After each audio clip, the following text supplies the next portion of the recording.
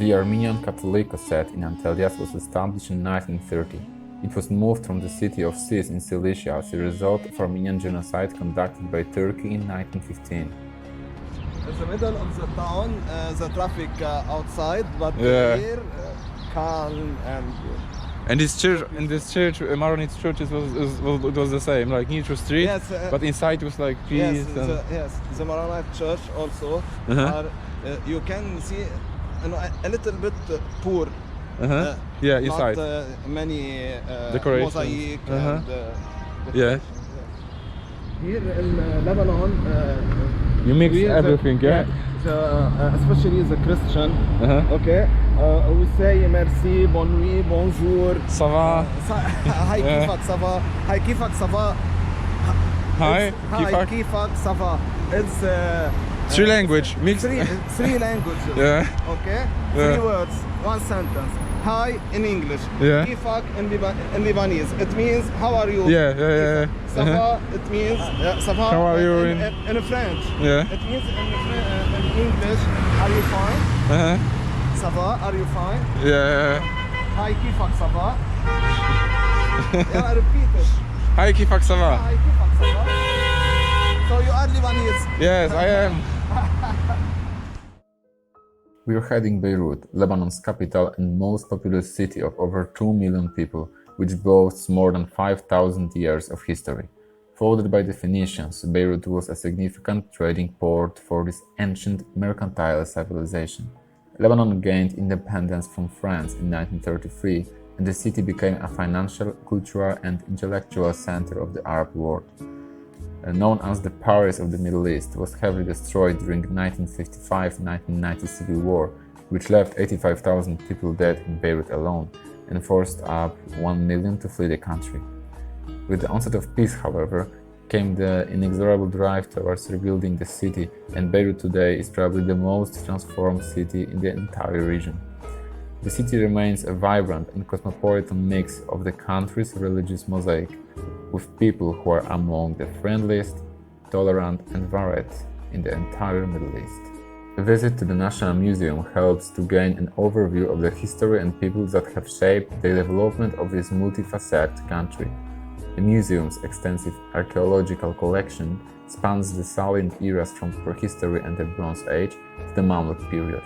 During the war, the museum was located right in the former Green Line, which divided warring factions. After lengthy and costly reconstruction work, was reopened in 1999. Lebanon has the most religiously diverse population in the Middle East, with 18 different officially recognized sects in the country: Muslim, Shiite, Sunni, Druze, Ismaili, Alawite, Christian, Catholic Maronite, Greek Orthodox, Melkite Catholic, Armenian Orthodox, Armenian Catholic, Syrian Catholic, Syrian Orthodox, Roman Catholic, Chaldean, Assyrian, Copts Protestant, and Judaism. Various Christian sects account for 40% of the population. Sunni and Shiite Muslims make up 54%, evenly split between them, whilst Druze constitute 5% of inhabitants. When we celebrate, we open every. Open this. This. Okay. Yeah. The main door. هذا main door. Only the priest can stay there. Okay. It's like the Latin. Latin, yeah. Yes. Yeah. It's a hotel. Yes. The only priest Okay. can be. Here's Cemetery? cemetery of the Christian. Many for the crash, for the... Look, I see by my own view that Lebanese tradition is mixed from many heritage and cultures. Okay, because many tribes came to Lebanon and occupied Lebanon. So Mixture of everything. Here, I think it's a nightclub here. Here? Yes.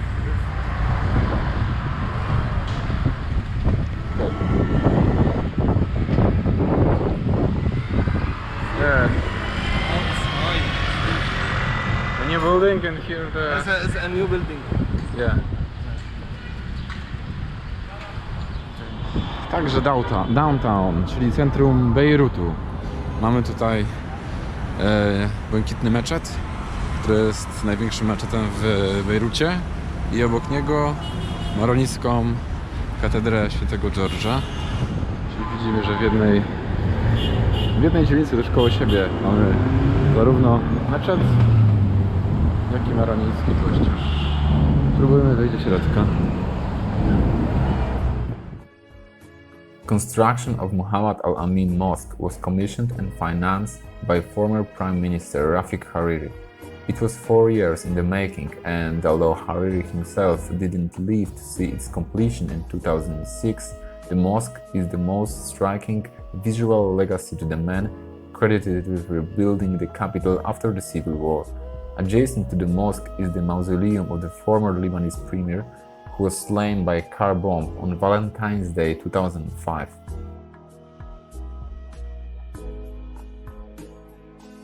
St. George Greek Orthodox Cathedral is the city's oldest extant church. The Anastasis Cathedral was the first church to be built on the site of the St. George Cathedral in the 5th century. In 551, a massive earthquake destroyed the whole of Beirut, including the cathedral, which was rebuilt in the 12th century in the same location. In 1975, following the outbreak of the Lebanese Civil War, the cathedral was shelled and vandalized, and its elaborate frescoes were left to decay. Most of the icons and part of the iconostasis were stolen, some of them set on fire. After 5 years of restoration, the cathedral reopened its doors in 2003.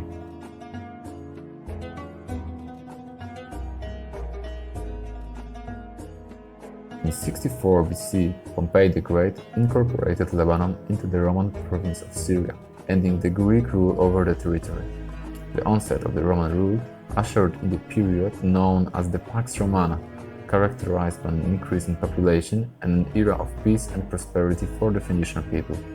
During the Roman period, many temples and other buildings, like its baths, were constructed.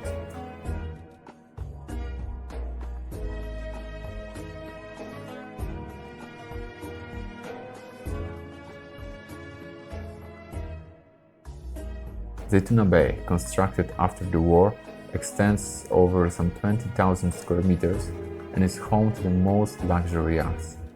You can find here some restaurants and cafes overlooking the sea. The area also hosts periodic arts and cultural events.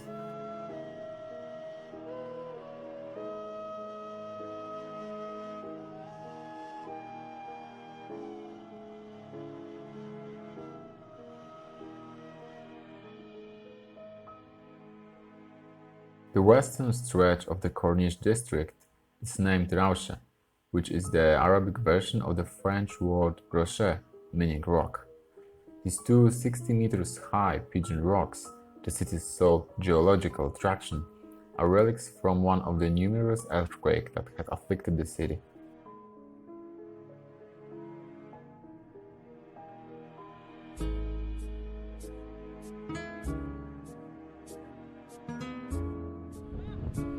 Good side. Sightseeing. Sightseeing. Yeah, okay. Sightseeing. Where are we? Rausha. Yeah, Raushi Rock. Beautiful view. Lebanon. Lebanon. Yeah. Yes. Welcome to you, Piotr, in Lebanon. Are you happy? I am very happy. Yeah. In contrast to many other countries and cities in the Arab world and the Middle East, which have a dearth of nighttime entertainment option, Beirut embraces hedonistic pursuits in all their infinite variety. You could easily spend a week in the capital, not set foot inside a museum, and still depart feeling to have had a great time.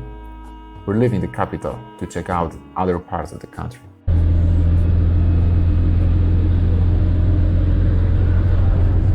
W Libanie taka komunikacja autobusowa za bardzo nie istnieje, więc jeździmy takimi busikami, które zabierają ludzi, którzy po prostu stoją przy drodze.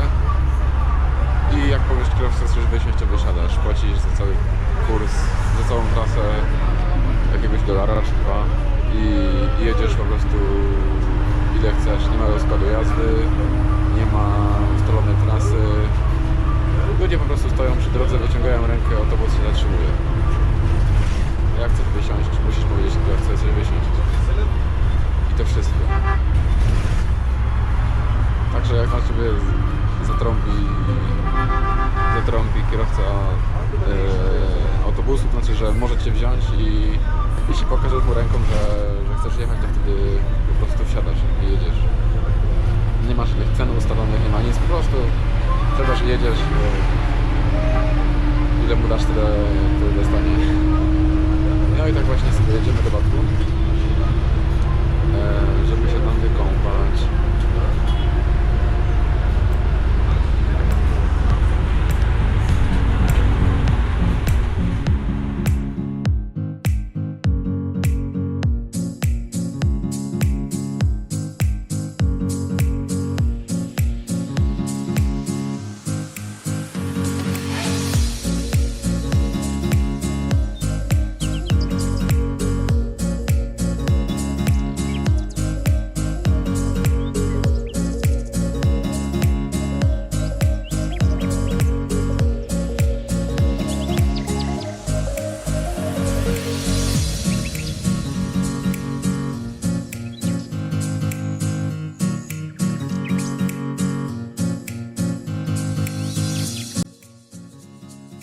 Batroun is an attractive Christian Maronite coastal town, 50 kilometers north of Beirut. It traces its ancient root back to Phoenician times.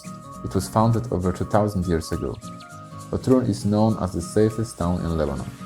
Location between the sea and high mountains hid Batroun from strife in times of war with neighbors. Batroun's population is of 45,000 people. With pristine aqua blue waters and the white pebble beach, there is no wonder why the Lebanese people love coming here on their days off. The town is also a major beach resort with a vibrant nightlife that includes many pubs and clubs. Citrus groves surround Batroun, and the town has been famous for its fresh lemonade, sold at the cafes and restaurants on its main street. On the north end of Batroun, overlooking the old harbour, is the Maronite Cathedral of St. Stephen. The cathedral was built at the start of the 20th century on top of what is believed to have been a small Crusader church.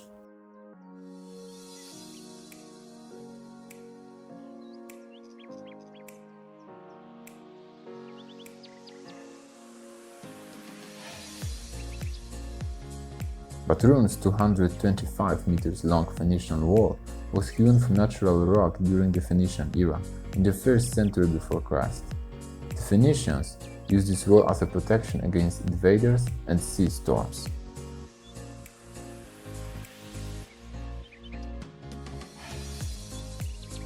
This Byzantine-style Greek Orthodox St. George Church was built in the 19th century and features an elegant decorated doorway, dome, a vaulted stone ceiling and icon screen.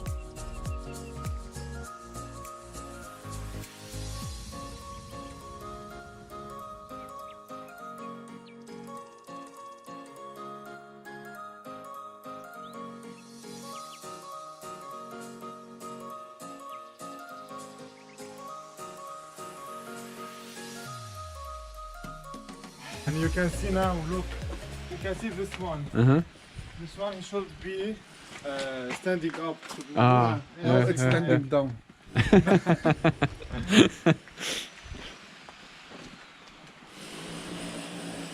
Marhaba. So this is the oldest part of the city. Yeah, that's the oldest part of the city. كان لسه سيد السياحة كان لسه سيد السياحة. This is the old city. The old city. The old citadel of Phoenician. Yeah. Okay. هون لما كانوا يعملوا بيت المختار. ما هذا المختار هون. بيت المختار البرازيلي وبيت المختار.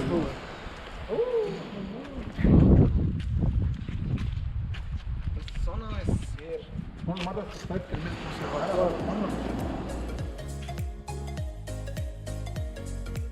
Our Lady of the Sea is located in the western part of town, in Antalya, the Lady Quarter. Within the spacious courtyard, there is a small Greek Orthodox church, with vaulted ceiling and stone walls. The church was built on the water's edge, overlooking the remains of the old Phoenician wall and over the ruins of a Byzantine church in the 19th century.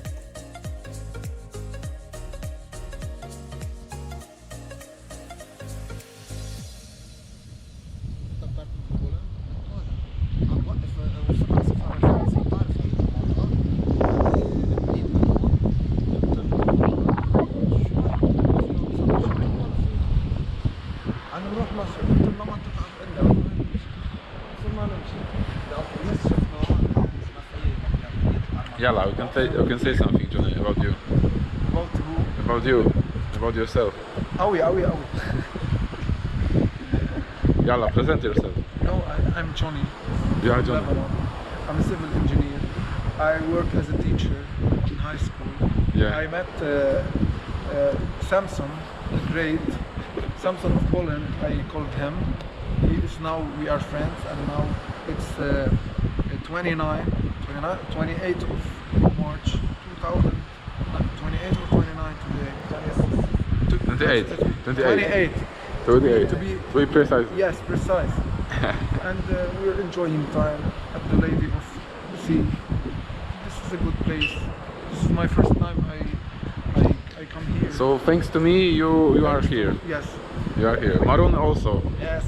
Thanks to me, you came here for the first time. Yes, we will Hello, be thanking. hello everyone. Hello Piotr. The family of Piotr also. We are so proud and happy to be together in Lebanon. I'm Marwan Daher. I'm a taxes controller in the Ministry of Finance. And You are my guide. yes. I want to say this.